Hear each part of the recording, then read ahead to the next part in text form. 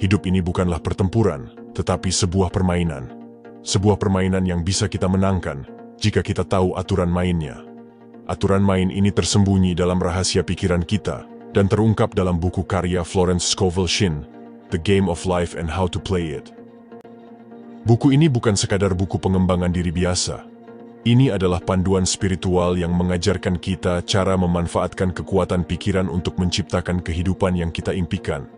Shinn mengungkapkan bagaimana pikiran bawah sadar, sadar dan adisadar kita berperan dalam membentuk realitas kita.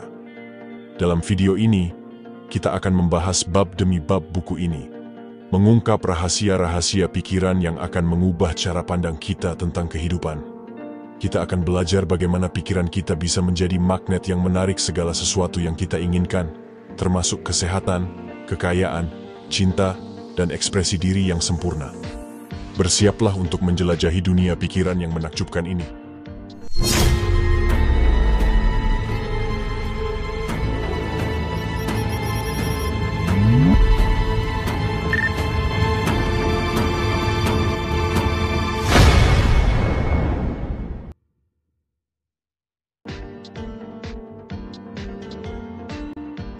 Florence Scovel Shinn, dalam karyanya yang berjudul The Game of Life and How to Play It, dengan gamblang menggambarkan kehidupan bukan sebagai pertempuran, melainkan sebuah permainan.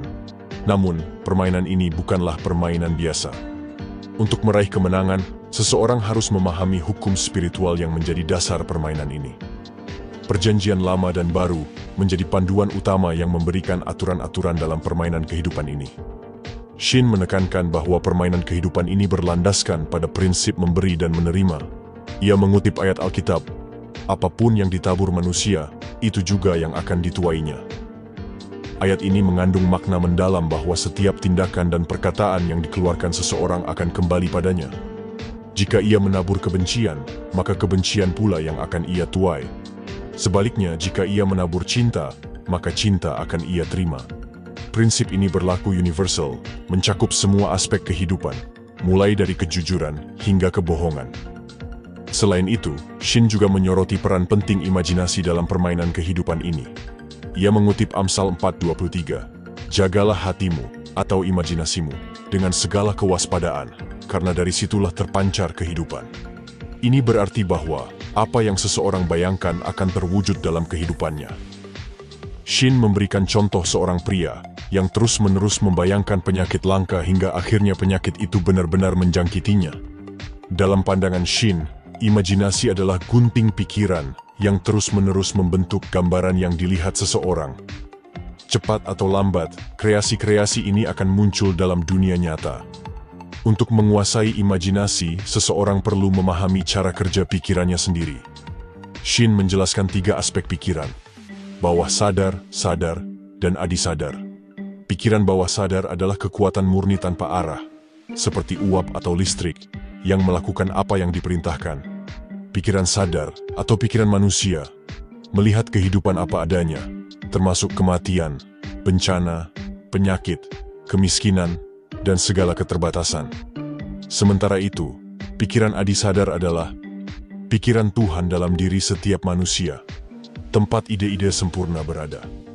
Pikiran adisadar menyimpan pola sempurna atau rancangan ilahi bagi setiap individu. Rancangan ini seringkali muncul sebagai ideal yang sulit dicapai, sesuatu yang terlalu bagus untuk menjadi kenyataan. Namun, sebenarnya itulah takdir sejati seseorang yang ditunjukkan oleh kecerdasan tak terbatas dalam dirinya. Shinn menyoroti bahwa banyak orang tidak menyadari takdir mereka dan malah mengejar hal-hal yang tidak sesuai, yang hanya akan membawa kegagalan dan ketidakpuasan. Ia menceritakan kisah seorang wanita yang ingin menikah dengan pria tertentu, tetapi Shinn percaya bahwa ada pilihan ilahi yang lebih tepat untuknya. Akhirnya, wanita itu bertemu dengan pria lain yang lebih cocok dengannya dan kehilangan minat pada pria sebelumnya. Dalam pandangan Shinn, kerajaan Tuhan yang disebutkan oleh Yesus Kristus adalah ranah ide-ide benar atau pola ilahi. Yesus juga mengajarkan pentingnya kata-kata dalam permainan kehidupan ini. Dengan perkataanmu, engkau dibenarkan, dan dengan perkataanmu, engkau dihukum. Banyak orang mengalami bencana akibat kata-kata yang tidak bijaksana. Shin memberikan contoh seorang wanita yang sering mengeluh tentang pengelolaan rumahnya dan berharap tinggal di dalam koper. Akhirnya, ia benar-benar hidup dalam situasi yang terbatas.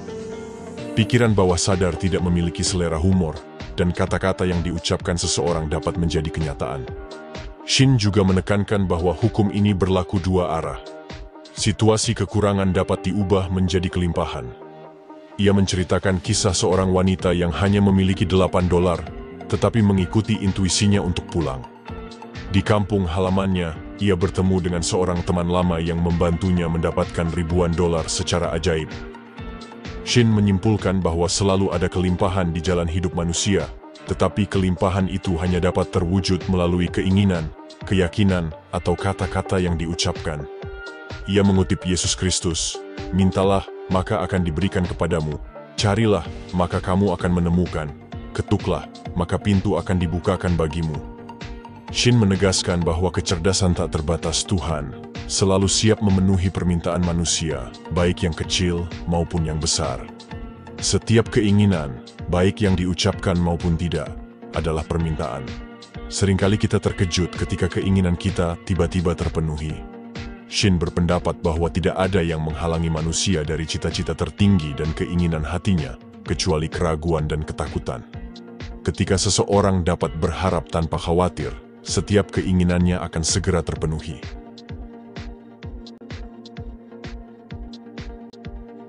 Dalam bab The Law of Prosperity, Florence Scovel Shinn membahas tentang bagaimana Tuhan adalah sumber penyediaan bagi manusia, dan manusia dapat melepaskan semua yang menjadi haknya melalui kata-kata yang diucapkan. Namun, untuk mencapai hal ini, seseorang harus memiliki keyakinan penuh pada kata-katanya sendiri. Shin mengutip Yesaya, "Firman-Ku tidak akan kembali kepadaku dengan sia-sia, tetapi akan melaksanakan apa yang Kukehendaki." Shin menjelaskan bahwa kata-kata dan pikiran memiliki kekuatan getaran yang sangat besar, yang terus membentuk tubuh dan urusan manusia. Ia memberikan contoh seorang wanita yang terlilit utang dan harus membayar $3.000 pada tanggal 15. Shin meyakinkan wanita tersebut bahwa Tuhan adalah sumber penyediaannya, dan bahwa selalu ada penyediaan untuk setiap permintaan. Shin mengucapkan kata-kata afirmasi dan bersyukur bahwa wanita itu akan menerima $3.000 pada waktu yang tepat dan dengan cara yang benar. Ia menekankan pentingnya keyakinan penuh dan tindakan yang sesuai dengan keyakinan tersebut. Meskipun tanggal 15 tiba tanpa uang yang diharapkan, Shin tetap mendorong wanita itu untuk bertindak kaya dan menunjukkan keyakinan penuh bahwa uang akan diterima pada hari Senin. Pada hari Minggu, wanita itu menerima kabar baik bahwa sepupunya akan memberinya $3.000 pada awal bulan. Meskipun awalnya ragu untuk memberitahu sepupunya tentang masalah keuangannya, akhirnya sepupunya menelepon dan meminta wanita itu datang ke kantornya untuk menerima uang tersebut. Keesokan paginya, wanita itu memiliki $3.000 di rekening banknya. Shin menekankan bahwa jika seseorang meminta kesuksesan, tetapi bersiap untuk kegagalan, ia akan mendapatkan apa yang telah ia persiapkan. Ia memberikan contoh seorang pria yang meminta bantuan untuk menghapus utangnya, tetapi terus-menerus memikirkan apa yang akan ia katakan kepada kreditornya jika ia tidak dapat membayar, sehingga menetralkan kata-kata afirmasi yang diucapkan. Shin juga menyoroti pentingnya mempersiapkan diri untuk hal yang diminta, bahkan ketika tidak ada tanda-tanda akan terwujud. Ia memberikan contoh seorang wanita yang mencari apartemen di saat sulit. Meskipun teman-temannya meragukan, wanita itu tetap teguh pada keyakinannya bahwa ia akan mendapatkan apartemen yang tepat. Ia bahkan membeli selimut baru sebagai tindakan nyata dari keyakinannya. Dan akhirnya ia mendapatkan apartemen yang diinginkan secara ajaib. Shin menjelaskan bahwa masuk ke dalam alur spiritual bukanlah hal mudah bagi kebanyakan orang. Pikiran negatif tentang keraguan dan ketakutan seringkali muncul dari bawah sadar. Namun, ia menekankan bahwa manifestasi besar biasanya didahului oleh pikiran-pikiran yang mengganggu. Ketika seseorang membuat pernyataan kebenaran spiritual, ia menantang keyakinan lama dalam bawah sadar, dan kesalahan terungkap untuk disingkirkan. Ini adalah saat ketika seseorang harus mengulangi afirmasi kebenarannya. bersukacita, dan bersyukur karena telah menerima. Shin mengajarkan bahwa, sebelum engkau memanggil, aku akan menjawab. Ini berarti bahwa, setiap pemberian yang baik dan sempurna sudah menjadi milik manusia, menunggu untuk diakui. Manusia hanya dapat menerima apa yang ia lihat dapat ia terima. Shin memberikan contoh anak-anak Israel yang diberitahu bahwa mereka dapat memiliki semua tanah yang dapat mereka lihat. Hal ini berlaku untuk setiap orang. Seseorang hanya memiliki tanah dalam visi mentalnya sendiri. Setiap karya besar, setiap pencapaian besar, telah diwujudkan melalui visi yang jelas, dan seringkali sebelum pencapaian besar itu, muncul kegagalan dan keputusasaan. Shin mendorong pembaca untuk selalu memegang visi akhir perjalanan mereka, dan menuntut perwujudan dari apa yang telah mereka terima.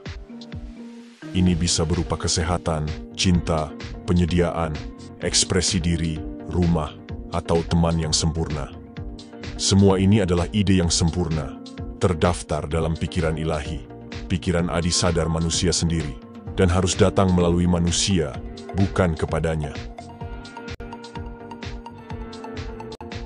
Dalam bab ini, Florence Scofield Shinn membahas tentang kekuatan kata-kata dalam membentuk realitas seseorang. Dia mengutip ayat Alkitab, dengan perkataanmu engkau dibenarkan, dan dengan perkataanmu engkau dihukum. Shinn menekankan bahwa seseorang yang memahami kekuatan kata-kata akan sangat berhati-hati dalam percakapannya. Kata-kata yang diucapkan seseorang dapat menjadi hukum bagi dirinya sendiri. Shinn memberikan contoh seorang pria yang selalu terlambat naik kereta, karena kereta selalu berangkat tepat saat dia tiba. Sementara itu, putrinya selalu berhasil naik kereta karena kereta selalu datang tepat waktu. Kejadian ini berlangsung selama bertahun-tahun, menunjukkan bahwa masing-masing dari mereka telah menciptakan hukumnya sendiri, satu tentang kegagalan dan satu tentang kesuksesan. Shinn menjelaskan bahwa ini adalah psikologi di balik takhayul. Benda seperti tapal kuda atau kaki kelinci tidak memiliki kekuatan magis, tetapi kata-kata dan keyakinan seseorang bahwa benda tersebut akan membawa keberuntungan menciptakan harapan dalam pikiran bawah sadar dan menarik situasi keberuntungan. Namun Shinn mencatat bahwa hal ini tidak akan berfungsi ketika seseorang telah berkembang secara spiritual dan mengetahui hukum yang lebih tinggi. Shinn berbagi pengalaman pribadinya tentang bagaimana ia mengatasi keyakinan bahwa hal tertentu selalu membawa kekecewaan. Dengan menegaskan bahwa hanya ada satu kekuatan, yaitu Tuhan, dan tidak ada kekuatan atau realitas dalam kejahatan, ia berhasil mengubah reaksi bawah sadarnya terhadap hal tersebut. Shinn juga menekankan pentingnya tidak mengkritik atau mengutuk orang lain, karena hal itu dapat menarik energi negatif. Ia menyarankan untuk memberkati orang lain dan situasi yang tampaknya negatif, karena dengan demikian, kita dapat mengubah energi negatif menjadi berkah. Shinn membahas tentang bagaimana tubuh dapat diperbarui dan diubah melalui kata-kata yang diucapkan dan visi yang jelas. Penyakit dapat dihilangkan dari kesadaran.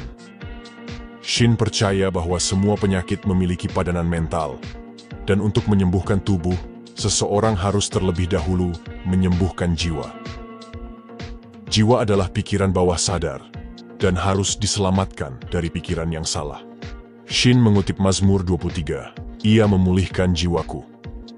Ini berarti bahwa pikiran bawah sadar atau jiwa harus dipulihkan dengan ide-ide yang benar. Pernikahan mistis adalah penyatuan jiwa dan roh, atau pikiran bawah sadar dan adi sadar. Ketika pikiran bawah sadar dipenuhi dengan ide-ide sempurna dari pikiran adi sadar, Tuhan dan manusia menjadi satu. Shinn menyimpulkan bahwa semua penyakit dan ketidakbahagiaan berasal dari pelanggaran hukum cinta. Kasih atau niat baik adalah kunci untuk memenangkan setiap trik dalam permainan kehidupan. Dia memberikan contoh seorang wanita yang sembuh dari penyakit kulit yang parah setelah melepaskan kebencian dan mengirimkan niat baik kepada orang yang telah menyakitinya. Shinn mengakhiri bab ini dengan menekankan pentingnya kata-kata dalam menciptakan realitas seseorang. Dia mengingatkan pembaca bahwa kritik terus-menerus dapat menyebabkan penyakit fisik seperti rematik, dan pertumbuhan yang tidak normal dapat disebabkan oleh kecemburuan, kebencian, ketidakmampuan memaafkan, ketakutan, dan emosi negatif lainnya. Setiap penyakit disebabkan oleh pikiran yang tidak tenang. Shin mendorong pembaca untuk mengganti kata-kata negatif dengan kata-kata positif, dan memberkati orang lain untuk menciptakan kehidupan yang lebih sehat dan bahagia. Bab ini membahas tentang kekuatan dari sikap tidak melawan atau non-resistensi. Shin mengawali bab ini dengan menjelaskan bahwa tidak ada di dunia ini yang dapat melawan orang yang benar-benar tidak melawan. Ia mengutip peribahasa Tiongkok yang mengatakan bahwa air adalah elemen paling kuat karena sifatnya yang tidak melawan. Air dapat mengikis batu dan menyapu segala sesuatu yang menghalanginya. Yesus Kristus mengajarkan, janganlah melawan kejahatan, karena ia tahu bahwa sebenarnya tidak ada kejahatan, sehingga tidak ada yang perlu dilawan. Shin berpendapat bahwa kejahatan berasal dari imajinasi sia-sia manusia, atau keyakinan akan adanya dua kekuatan, yaitu baik dan jahat. Menurut Shin, kejahatan adalah hukum palsu yang dibuat manusia untuk dirinya sendiri melalui tidur jiwa, atau hipnosis dari keyakinan ras tentang dosa, penyakit, dan kematian. Pikiran bawah sadar manusia mencerminkan apa yang sangat ia rasakan, baik atau buruk. Tubuh dan urusan-urusannya menunjukkan apa yang telah ia bayangkan. Orang sakit membayangkan penyakit, orang miskin membayangkan kemiskinan, dan orang kaya membayangkan kekayaan. Shin menjelaskan bahwa anak-anak, meskipun masih terlalu muda untuk memahami arti penyakit, dapat menarik penyakit karena mereka sensitif dan mudah menerima pikiran orang lain tentang mereka. Mereka seringkali mencerminkan ketakutan orang tua mereka. Namun, orang yang berpusat pada pikiran yang benar, yang hanya mengirimkan niat baik kepada sesamanya, dan yang tidak memiliki rasa takut, tidak dapat disentuh atau dipengaruhi oleh pikiran negatif orang lain. Bahkan, ia hanya akan menerima pikiran baik, karena ia sendiri hanya mengirimkan pikiran baik. Shin menegaskan bahwa perlawanan adalah neraka, karena menempatkan manusia dalam keadaan tersiksa. Ia menceritakan tentang seorang ahli metafisika yang memberikan resep untuk memenangkan setiap trik dalam permainan kehidupan, yaitu puncak dari non-resistensi. Resepnya adalah membaptis setiap peristiwa dengan nama yang sama, yaitu kesuksesan. Tidak peduli apakah itu kegagalan, dalam nama Bapa, Putra, dan Roh Kudus. Dalam hal ini, kita melihat hukum transmutasi yang agung, yang didasarkan pada non-resistensi. Melalui kata-kata yang diucapkan, setiap kegagalan diubah menjadi kesuksesan. Shin memberikan contoh seorang wanita yang terus-menerus merasa miskin, karena berinteraksi dengan seorang pria yang selalu berbicara tentang kekurangan dan keterbatasan. Wanita itu kemudian menyadari bahwa ia menolak situasi tersebut dan melihat dua kekuatan, bukan satu. Ia pun memberkati pria itu dan membaptis situasi tersebut sebagai kesuksesan. Ia menegaskan, karena hanya ada satu kekuatan, yaitu Tuhan. Pria ini ada di sini untuk kebaikan dan kemakmuran saya. Tidak lama kemudian, ia bertemu dengan seorang wanita yang memberinya beberapa ribu dolar sebagai imbalan atas jasanya, dan pria tersebut pindah ke kota lain dan menghilang secara harmonis dari hidupnya. Shin mendorong pembaca untuk membuat pernyataan, setiap orang adalah mata rantai emas dalam rantai kebaikanku, karena semua orang adalah manifestasi Tuhan, menunggu kesempatan yang diberikan oleh manusia untuk melayani rencana ilahi dalam hidupnya. Berkatilah musuhmu, dan kamu merampas amunisinya. Panah mereka akan diubah menjadi berkah. Hukum ini berlaku untuk bangsa maupun individu. Memberkati suatu bangsa, mengirimkan cinta dan niat baik kepada setiap penduduknya, akan menghilangkan kekuatannya untuk menyakiti. Shin menyimpulkan bahwa seseorang hanya dapat memahami konsep non-resistensi dengan benar melalui pemahaman spiritual. Ketika seseorang menggunakan non-resistensi dengan bijaksana, tidak ada yang bisa mengalahkannya. Bab ini membahas hukum karma, yang berasal dari bahasa Sanskerta yang berarti kembali. Shin menjelaskan bahwa hukum ini mencerminkan prinsip sebab akibat, di mana pikiran, tindakan, dan perkataan seseorang akan kembali kepadanya dengan akurasi yang mengejutkan. Prinsip ini sejalan dengan ajaran Alkitab. Apapun yang ditabur manusia, itu juga yang akan dituainya. Shin memberikan contoh seorang teman yang seringkali merasa kesal di rumah. Suatu hari, temannya mengatakan kepada bibinya, "Jangan bicara lagi, saya ingin makan dengan tenang." Keesokan harinya, ketika makan siang dengan seseorang yang ingin ia beri kesan baik, temannya justru mendapatkan perlakuan yang sama persis seperti yang ia lakukan terhadap bibinya. Semakin banyak pengetahuan yang dimiliki seseorang, semakin besar pula tanggung jawabnya. Shin menekankan bahwa seseorang yang mengetahui hukum spiritual tetapi tidak mengamalkannya akan sangat menderita. Ia mengutip ayat Alkitab, "Takut akan Tuhan, hukum, adalah permulaan hikmat." Shin menjelaskan bahwa Tuhan melihat manusia sebagai makhluk sempurna, diciptakan menurut gambar dan rupanya, imajinasi, dan diberi kuasa dan kekuasaan. Ini adalah gambaran sempurna tentang manusia yang tersimpan dalam pikiran ilahi, menunggu untuk diakui oleh manusia. Manusia hanya bisa menjadi apa yang ia yakini tentang dirinya sendiri, dan hanya bisa mencapai apa yang ia yakini bisa dicapai. Shin menekankan bahwa tidak ada yang terjadi tanpa pengamat. Manusia terlebih dahulu melihat kegagalan atau keberhasilannya, kebahagiaan atau kesedihannya, dalam imajinasinya sebelum hal itu terwujud dalam kenyataan. Ia memberikan contoh seorang ibu yang membayangkan penyakit pada anaknya atau seorang wanita yang membayangkan kesuksesan bagi suaminya. Yesus Kristus berkata, "Dan kamu akan mengetahui kebenaran, dan kebenaran itu akan memerdekakan kamu." Shin menyimpulkan bahwa kebebasan dari semua kondisi yang tidak bahagia datang melalui pengetahuan tentang hukum spiritual. Ketaatan mendahului otoritas, dan hukum mematuhi manusia ketika manusia mematuhi hukum. Shin memberikan contoh seorang wanita yang sangat menginginkan sebuah rumah milik kenalannya. Ia sering membayangkan dirinya tinggal di rumah itu. Setelah beberapa waktu, pria itu meninggal, dan wanita itu pindah ke rumah tersebut. Namun, beberapa tahun kemudian, setelah mempelajari hukum spiritual, wanita itu menyadari bahwa keinginannya yang kuat mungkin telah berkontribusi pada kematian pria tersebut. Suaminya, yang sangat ia cintai, meninggal segera setelah itu, dan rumah itu menjadi beban baginya selama bertahun-tahun. Shin menyarankan bahwa wanita itu seharusnya mengatakan, sambil merasakan keinginan yang besar untuk rumah itu, "Kecerdasan tak terbatas, berikan saya rumah yang tepat, sama menawannya dengan ini, rumah yang menjadi milik saya berdasarkan hak ilahi." Pilihan ilahi akan memberikan kepuasan sempurna dan membawa kebaikan bagi semua. Pola ilahi adalah satu-satunya pola yang aman untuk digunakan. Keinginan adalah kekuatan yang luar biasa dan harus diarahkan ke saluran yang benar. Jika tidak, kekacauan akan terjadi. Dalam berdemonstrasi, langkah terpenting adalah langkah pertama, yaitu meminta dengan benar. Manusia harus selalu meminta hanya apa yang menjadi haknya berdasarkan hak ilahi. Shin kembali ke contoh sebelumnya dan menyarankan bahwa jika wanita itu mengambil sikap ini, "Jika rumah yang saya inginkan ini adalah milik saya tidak bisa kehilangannya. Jika bukan, berikan saya yang setara." Pria itu mungkin akan memutuskan untuk pindah secara harmonis, jika itu adalah pilihan ilahi untuknya, atau rumah lain akan diberikan sebagai gantinya.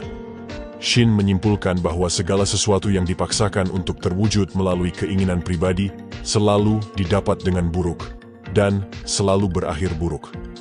Manusia diperingatkan, "Jadilah kehendakmu, bukan kehendakku." Dan yang menarik adalah manusia selalu mendapatkan apa yang diinginkannya ketika ia melepaskan keinginan pribadinya, sehingga memungkinkan kecerdasan tak terbatas bekerja melaluinya. Dalam bab ini, Shin membahas tentang pentingnya menemukan cara yang mudah dan cepat untuk mengisi pikiran bawah sadar dengan hal-hal positif. Pengetahuan intelektual tentang kebenaran saja tidak cukup untuk membawa hasil. Shin memperkenalkan konsep casting the burden, melepaskan beban, sebagai cara efektif untuk mencapai hal ini. Shin menjelaskan bahwa satu-satunya hal yang memberikan bobot pada sesuatu di alam adalah hukum gravitasi. Jika sebuah batu besar dapat dibawa tinggi di atas planet, batu itu tidak akan memiliki berat. Shin mengaitkan konsep ini dengan perkataan Yesus Kristus, "Kuk yang kupasang itu enak, dan bebanku pun ringan." Yesus telah mengatasi getaran dunia dan berfungsi dalam ranah dimensi keempat, di mana hanya ada kesempurnaan, penyelesaian, kehidupan, dan kegembiraan. Shin juga merujuk pada Mazmur 55 yang menganjurkan untuk serahkanlah bebanmu kepada Tuhan. Banyak ayat dalam Alkitab menyatakan bahwa pertempuran adalah milik Tuhan, bukan manusia, dan manusia harus selalu diam dan melihat keselamatan dari Tuhan. Ini menunjukkan bahwa pikiran adisadar atau Kristus di dalam adalah bagian yang berperang untuk manusia dan membebaskannya dari beban. Shin menjelaskan bahwa manusia melanggar hukum jika ia membawa beban, dan beban itu adalah pikiran atau kondisi yang merugikan yang berakar pada pikiran bawah sadar. Mengarahkan pikiran bawah sadar dari pikiran sadar atau penalaran tampaknya hampir mustahil karena pikiran penalaran, intelek, terbatas dalam konsepsinya dan dipenuhi dengan keraguan dan ketakutan. Oleh karena itu, menurut Shin, lebih ilmiah untuk menyerahkan beban kepada pikiran adisadar atau Kristus di dalam, di mana beban itu diringankan atau dilarutkan ke dalam ketiadaan aslinya. Sebagai contoh, seorang wanita yang sangat membutuhkan uang melepaskan bebannya kepada Kristus di dalam pikiran adisadar dengan pernyataan, "Saya melepaskan beban kekurangan ini kepada Kristus di dalam, dan saya bebas untuk memiliki kelimpahan." Keyakinan akan kekurangan adalah bebannya, dan ketika ia menyerahkannya kepada adisadar dengan keyakinan akan kelimpahan, hasilnya adalah limpahan pasokan. Shin memberikan contoh lain tentang seorang siswa yang mendapatkan piano baru, tetapi tidak memiliki ruang di studionya. Siswa tersebut merasa putus asa karena piano baru akan segera dikirim, tetapi tidak ada tempat untuk menyimpannya. Ia kemudian mengulangi pernyataan, "Saya melepaskan beban ini kepada Kristus di dalam, dan saya bebas." Beberapa saat kemudian, teleponnya berdering, dan seorang teman wanita menanyakan apakah ia bisa menyewa piano lamanya, dan piano itu dipindahkan beberapa menit sebelum piano baru tiba. Shin menekankan pentingnya mengulangi pernyataan afirmasi berulang-ulang, baik secara diam-diam maupun dengan suara keras, dengan tenang namun penuh tekad. Ia menyamakan proses ini dengan memutar Victrola, di mana kita harus memutar diri kita sendiri dengan kata-kata yang diucapkan. Shin mengamati bahwa dalam proses melepaskan beban, seseorang akan mulai melihat dengan jelas. Visi yang jelas tidak mungkin terjadi ketika seseorang berada dalam cengkeraman pikiran duniawi. Keraguan dan ketakutan meracuni pikiran dan tubuh, dan imajinasi menjadi liar, menarik bencana dan penyakit. Dengan terus mengulangi afirmasi, "Saya melepaskan beban ini kepada Kristus di dalam, dan saya bebas," visi menjadi jelas, diikuti dengan perasaan lega, dan cepat atau lambat akan muncul manifestasi kebaikan, baik itu kesehatan, kebahagiaan, atau pasokan. Salah satu siswa Shin bertanya tentang kegelapan sebelum fajar. Shin menjelaskan bahwa seringkali, sebelum terjadi demonstrasi besar, semuanya tampak salah, dan depresi yang mendalam menyelimuti kesadaran. Ini berarti keraguan dan ketakutan selama bertahun-tahun muncul dari alam bawah sadar ke permukaan untuk disingkirkan. Pada saat inilah, seseorang harus bertepuk tangan, seperti Yosafat, dan bersyukur bahwa ia telah diselamatkan, meskipun tampaknya dikelilingi oleh musuh, situasi kekurangan atau penyakit. Siswa tersebut bertanya lagi, berapa lama seseorang harus tetap dalam kegelapan? Dan Shin menjawab, sampai ia bisa melihat dalam kegelapan, dan melepaskan beban memungkinkan seseorang untuk melihat dalam kegelapan. Dalam bab ini, Florence Scovel Shin membahas tentang cinta sebagai inisiasi yang harus dilalui oleh setiap manusia di planet ini. Dia mengutip perintah baru dari Yesus Kristus, "Kasihilah satu sama lain." Shin menekankan bahwa cinta sejati tidak mementingkan diri sendiri dan bebas dari rasa takut. Cinta sejati memberikan dirinya kepada objek kasih sayang tanpa mengharapkan imbalan apapun. Kebahagiaan cinta sejati terletak pada kebahagiaan memberi. Shin menjelaskan bahwa cinta adalah manifestasi Tuhan dan merupakan kekuatan magnet terkuat di alam semesta. Cinta yang murni dan tidak egois akan menarik cinta yang serupa tanpa perlu mencari atau menuntut. Namun, Shin berpendapat bahwa hanya sedikit orang yang memahami konsep cinta sejati. Manusia cenderung egois, menuntut, atau takut dalam menunjukkan kasih sayang, sehingga kehilangan apa yang mereka cintai. Kecemburuan adalah musuh terbesar cinta, karena imajinasi menjadi liar, membayangkan orang yang dicintai tertarik pada orang lain. Ketakutan ini akan menjadi kenyataan jika tidak dinetralkan. Shin memberikan contoh seorang wanita yang tersiksa karena kekasihnya meninggalkannya demi wanita lain. Shin menjelaskan bahwa wanita itu tidak benar-benar mencintai pria tersebut, melainkan membencinya. Shin menyarankan agar wanita itu memberikan cinta yang sempurna dan tidak egois kepada pria tersebut, tanpa menuntut balasan apapun, tidak mengkritik atau mengutuk, dan memberkatinya dimanapun dia berada. Wanita itu awalnya menolak untuk memberkati pria tersebut kecuali dia tahu keberadaannya. Tetapi Shin menegaskan bahwa itu bukanlah cinta sejati.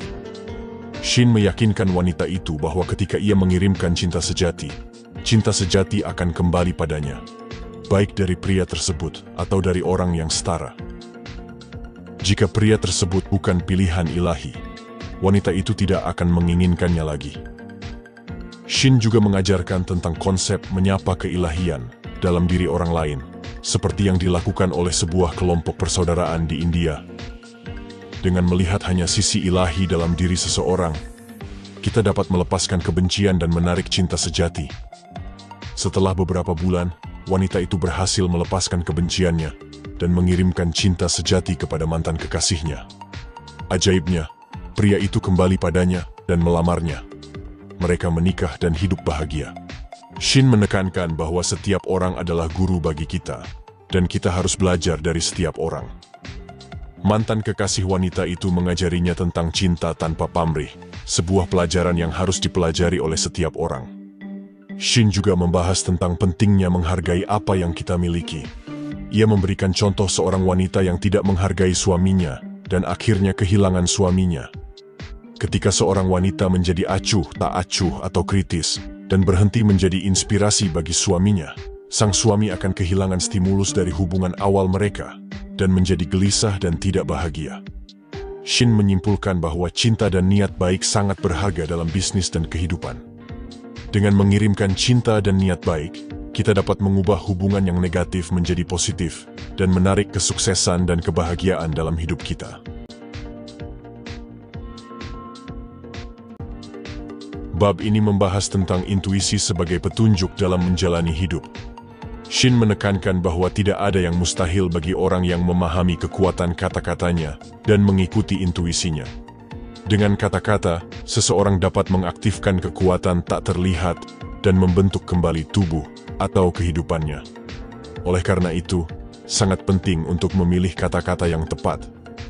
Shin menjelaskan bahwa Tuhan adalah sumber penyediaan bagi semua kebutuhan manusia, dan kata-kata yang diucapkan dapat melepaskan penyediaan ini.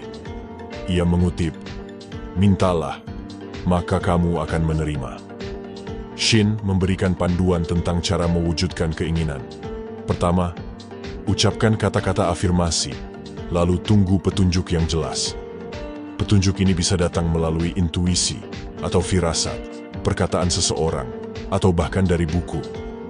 Shin menekankan pentingnya meminta petunjuk yang jelas dengan mengatakan, "Roh yang tak terbatas, tunjukkan jalannya. Biarkan saya tahu jika ada sesuatu yang harus saya lakukan." Shin memberikan contoh seorang wanita yang menginginkan sejumlah besar uang. Setelah mengucapkan afirmasi, ia mendapat petunjuk untuk memberikan $100 kepada seorang teman. Awalnya ragu, ia menunggu petunjuk lebih lanjut dan bertemu dengan seorang wanita yang mengatakan bahwa memberi $1 sama, berartinya dengan memberi $100 bagi orang lain. Ini adalah petunjuk yang jelas, dan wanita itu memberikan $100 tersebut. Tak lama kemudian, ia menerima sejumlah besar uang secara tak terduga. Shin menekankan bahwa memberi membuka jalan untuk menerima. Untuk menciptakan aktivitas keuangan, seseorang harus memberi. Memberi 1/10 dari pendapatan, atau yang dikenal sebagai persepuluhan, adalah tradisi Yahudi kuno yang diyakini dapat membawa peningkatan. Shin mencatat bahwa banyak orang kaya di Amerika adalah pemberi persepuluhan, dan ia belum pernah melihatnya gagal sebagai investasi. 1/10 bagian yang diberikan akan kembali dengan berkah dan berlipat ganda. Namun, pemberian atau persepuluhan harus dilakukan dengan cinta dan sukacita, karena Tuhan mengasihi orang yang memberi dengan sukacita. Shin juga menekankan pentingnya membayar tagihan dengan riang hati dan mengirimkan uang dengan tanpa rasa takut dan dengan berkah. Sikap seperti ini membuat seseorang menjadi penguasa uang. Uang akan mematuhinya dan kata-katanya akan membuka sumber kekayaan yang luas. Shin percaya bahwa manusia seringkali membatasi penyediaannya sendiri karena visi yang terbatas. Terkadang, seseorang memiliki kesadaran akan kekayaan, tetapi takut untuk bertindak. Visi dan tindakan harus berjalan beriringan. Shin memberikan contoh seorang wanita yang meminta bantuan untuk mendapatkan pekerjaan. Shin mengucapkan kata-kata afirmasi dan berterima kasih, karena wanita itu telah menerima pekerjaan yang tepat. Segera setelah itu, wanita tersebut mendapatkan 3 tawaran pekerjaan, 2 di New York dan 1 di Palm Beach. Bingung memilih, ia meminta petunjuk yang jelas. Ketika bangun tidur, ia mencium aroma Palm Beach, tempat yang pernah ia kunjungi sebelumnya. Shin menganggap ini sebagai petunjuk yang jelas, dan wanita itu menerima pekerjaan di Palm Beach, yang ternyata sangat sukses. Shin menyimpulkan bahwa intuisi adalah kemampuan spiritual yang tidak menjelaskan, tetapi hanya menunjukkan jalan. Seseorang sering menerima petunjuk pada saat yang tidak terduga. Shin berbagi pengalaman pribadinya tentang bagaimana ia merasakan dorongan kuat untuk pergi ke toko roti tertentu. Meskipun pikirannya menolak, ia tetap pergi ke toko roti tersebut dan bertemu dengan seorang wanita yang sangat membutuhkan bantuannya. Shin menekankan bahwa seringkali kita pergi untuk satu hal dan menemukan hal lain. Intuisi adalah kemampuan spiritual yang tidak menjelaskan, tetapi hanya menunjukkan jalan. Bab ini membahas tentang konsep ekspresi diri yang sempurna, atau yang disebut Shin sebagai rancangan ilahi. Shin percaya bahwa setiap orang memiliki ekspresi diri yang sempurna, sebuah tempat yang harus diisi dan tidak dapat diisi oleh orang lain, sesuatu yang harus dilakukan yang tidak dapat dilakukan oleh orang lain. Inilah takdir seseorang. Pencapaian ini, menurut Shin, sudah ada sebagai ide sempurna dalam pikiran ilahi, menunggu untuk diakui oleh manusia. Karena imajinasi adalah kemampuan kreatif, seseorang perlu melihat ide tersebut sebelum ide tersebut dapat terwujud. Oleh karena itu, permintaan tertinggi seseorang adalah untuk rancangan ilahi dalam hidupnya. Shin menjelaskan bahwa seseorang mungkin tidak tahu apa rancangan ilahinya, karena mungkin ada bakat luar biasa yang tersembunyi jauh di dalam dirinya. Permintaannya seharusnya adalah, roh yang tak terbatas, bukalah jalan bagi rancangan ilahi dalam hidupku untuk terwujud. Biarkan kejeniusan dalam diriku sekarang dilepaskan. Biarkan aku melihat dengan jelas rencana yang sempurna. Rencana sempurna ini mencakup kesehatan, kekayaan, cinta, dan ekspresi diri yang sempurna. Inilah persegi kehidupan yang membawa kebahagiaan sempurna. Ketika seseorang telah membuat permintaan ini, ia mungkin akan melihat perubahan besar dalam hidupnya, karena hampir setiap orang telah menyimpang jauh dari rancangan ilahi. Shin memberikan contoh seorang wanita yang mengalami perubahan besar dalam hidupnya setelah meminta rancangan ilahi. Meskipun awalnya seperti badai yang melanda hidupnya, penyesuaian datang dengan cepat, dan kondisi baru yang luar biasa menggantikan yang lama. Shin menekankan bahwa ekspresi diri yang sempurna tidak akan pernah terasa seperti kerja keras, tetapi akan menjadi sangat menarik sehingga terasa seperti bermain. Siswa juga tahu bahwa ketika seseorang datang ke dunia yang dibiayai oleh Tuhan, pasokan yang dibutuhkan untuk ekspresi diri yang sempurna akan tersedia. Banyak orang jenius telah berjuang selama bertahun-tahun dengan masalah pasokan, padahal kata-kata dan keyakinan mereka bisa dengan cepat melepaskan dana yang diperlukan. Shin memberikan contoh seorang pria yang memberikan 1 sen kepadanya, karena ia hanya memiliki 7 sen di dunia.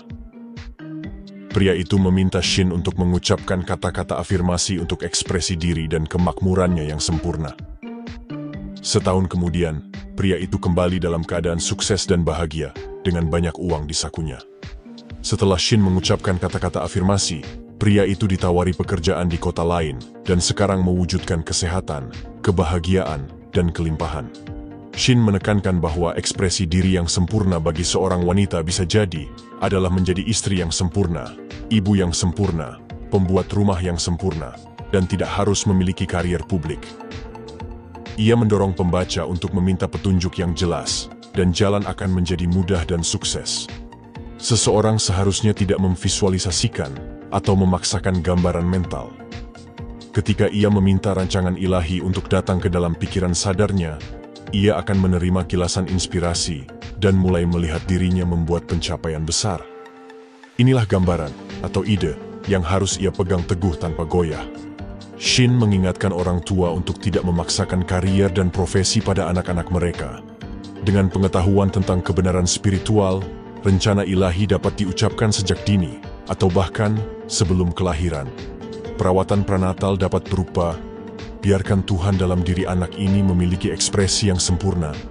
Biarkan rancangan ilahi dari pikiran, tubuh, dan urusannya terwujud sepanjang hidupnya, sepanjang keabadian. Shin menyimpulkan bahwa kehendak Tuhan harus dilakukan, bukan kehendak manusia. Pola Tuhan, bukan pola manusia, adalah perintah yang kita temukan dalam semua kitab suci. Alkitab adalah buku yang membahas tentang ilmu pikiran, yang memberitahu manusia cara membebaskan jiwanya atau pikiran bawah sadar dari perbudakan.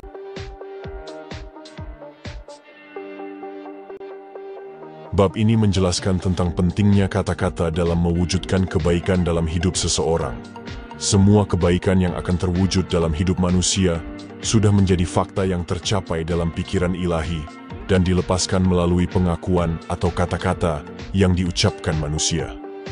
Oleh karena itu, seseorang harus berhati-hati untuk menetapkan bahwa hanya ide ilahi yang diwujudkan, karena seringkali, melalui kata-kata yang tidak berguna, seseorang justru menetapkan kegagalan atau kemalangan. Shin menekankan pentingnya merumuskan permintaan dengan benar.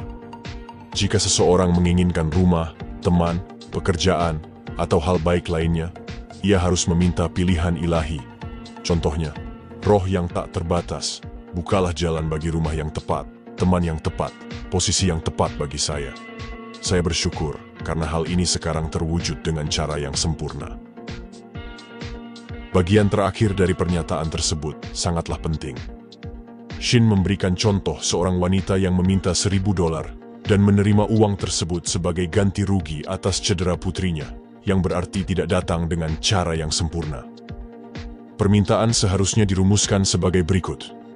Roh yang tak terbatas, saya bersyukur bahwa $1.000 yang menjadi hak saya berdasarkan hak ilahi, sekarang dilepaskan dan sampai kepada saya dengan cara yang sempurna. Seiring dengan berkembangnya kesadaran finansial seseorang, ia harus meminta agar sejumlah besar uang, yang menjadi haknya berdasarkan hak ilahi, sampai kepadanya dengan cara yang sempurna. Shin menjelaskan bahwa seseorang tidak dapat melepaskan lebih dari apa yang ia pikir mungkin, karena seseorang dibatasi oleh harapan-harapan terbatas dari alam bawah sadar. Ia harus memperluas harapannya agar dapat menerima dengan cara yang lebih besar. Shin mencontohkan seorang siswa yang meminta $600 pada tanggal tertentu dan menerimanya, tetapi kemudian mengetahui bahwa ia hampir menerima $1.000. Namun, ia hanya menerima $600 karena kata-katanya yang diucapkan. Shin juga menekankan bahwa kekayaan adalah masalah kesadaran. Ia menceritakan legenda Prancis tentang seorang pria miskin yang menjadi kaya karena percaya bahwa bongkahan emas yang diterimanya adalah emas asli, padahal sebenarnya hanya kuningan. Dalam mengajukan permintaan, seseorang harus memulai dari akhir perjalanannya, yaitu menyatakan bahwa ia telah menerima. Shin mengutip, "Sebelum engkau memanggil, aku akan menjawab." Menegaskan secara terus-menerus akan membangun keyakinan dalam alam bawah sadar. Tidak perlu membuat penegasan lebih dari sekali jika seseorang memiliki keyakinan yang sempurna. Seseorang tidak boleh memohon atau meminta, tetapi bersyukur berulang kali bahwa ia telah menerima. Shin menjelaskan bahwa doa Bapa kami berbentuk perintah dan permintaan. Berilah kami pada hari ini makanan kami yang secukupnya, dan ampunilah kami akan kesalahan kami, seperti kami juga mengampuni orang yang bersalah kepada kami. Dan diakhiri dengan pujian. Karena engkaulah yang mempunyai kerajaan dan kuasa dan kemuliaan sampai selama-lamanya. Amin. Shin menyimpulkan bahwa doa adalah perintah dan permintaan, pujian dan syukur. Tugas siswa adalah membuat dirinya percaya bahwa dengan Tuhan segala sesuatu mungkin terjadi. Hal ini mudah diucapkan secara abstrak, tetapi sedikit lebih sulit ketika dihadapkan dengan masalah. Shin memberikan contoh seorang siswa yang membutuhkan uang dalam jumlah besar dan membeli pemotong kertas merah muda yang mahal sebagai tindakan iman. Ia kemudian membayangkan dirinya membuka amplop berisi cek besar, dan dalam beberapa minggu, ia menerima uang tersebut. Shin juga menekankan pentingnya tidak menyerah ketika mencoba mewujudkan sesuatu. Ia mengutip, "Janganlah orang yang bimbang berpikir bahwa ia akan menerima sesuatu dari Tuhan." Shin berpendapat bahwa manifestasi sering datang pada saat-saat terakhir karena manusia akhirnya melepaskan, yaitu berhenti berpikir secara rasional, dan kecerdasan tak terbatas memiliki kesempatan untuk bekerja. Shin menyarankan untuk selalu mengikuti penyangkalan dengan penegasan. Ia memberikan contoh dirinya yang diminta untuk merawat seorang pria yang sakit parah melalui telepon. Shin membuat pernyataan yang menyangkal penyakit dan menegaskan kesempurnaan pria tersebut dalam pikiran ilahi. Shin percaya bahwa tidak ada waktu atau ruang dalam pikiran ilahi, sehingga kata-kata tersebut langsung mencapai tujuannya dan tidak kembali dengan sia-sia. Shin juga membahas perbedaan antara visualisasi dan visi. Visualisasi adalah proses mental yang diatur oleh pikiran sadar atau penalaran, sedangkan visi adalah proses spiritual yang diatur oleh intuisi atau pikiran adisadar. Siswa harus melatih pikirannya untuk menerima kilasan inspirasi ini dan mewujudkan gambaran ilahi melalui petunjuk yang jelas. Shin menyimpulkan bahwa ketika seseorang dapat mengatakan, "Saya hanya menginginkan apa yang Tuhan inginkan untuk saya," keinginan palsunya akan hilang dari kesadaran, dan ia akan menerima cetak biru baru dari Sang Arsitek Agung, Tuhan di dalam dirinya. Rencana Tuhan untuk setiap manusia melampaui batasan pikiran yang beralasan dan selalu merupakan persegi kehidupan yang berisi kesehatan, kekayaan, cinta, dan ekspresi diri yang sempurna.